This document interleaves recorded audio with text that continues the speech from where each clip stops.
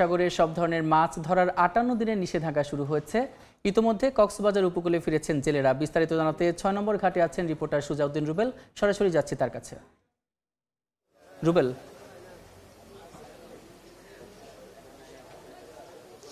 মধ্যরাত থেকে শুরু হয়েছে নিষেধাজ্ঞা।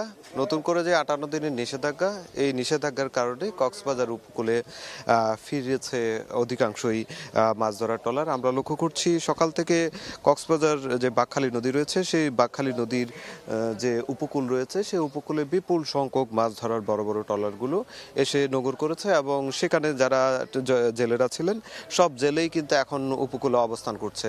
আমরা যারা বুট মালিক সমিতির রয়েছে তাদের সঙ্গে কথা বলেছিলাম। কক্সবাজারে প্রায় ৭,০০০-এর অধিক বড় বড় ফিশিং ট্রলার রয়েছে, যেগুলো মাছ শিকার করে যে প্রায় লক্ষাধিকের মতো জেলে রয়েছে। সবাই এরই মধ্যে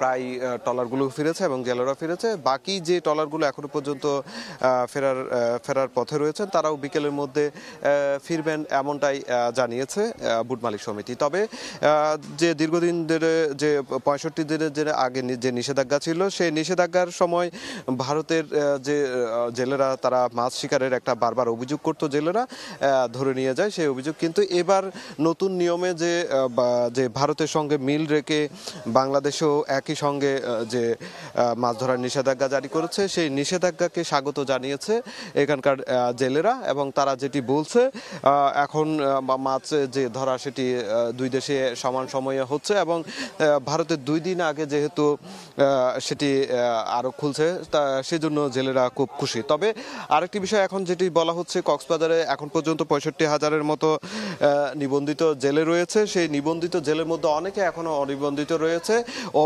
অনিবন্ধিত যারা জেলে রয়েছে তাদের যাতে দ্রুত নিবন্ধনের আওতায় আনা হয়, সেটিও দাবি করেছেন। তো এই ছিল আমার কাছে সবশেষ। মাছ ধরার নিষেধাজ্ঞার খবর জানাতে কক্সবাজার সমুদ্র উপকূল থেকে যুক্ত ছিলেন সহকর্মী সুজাউদ্দিন রুবেল।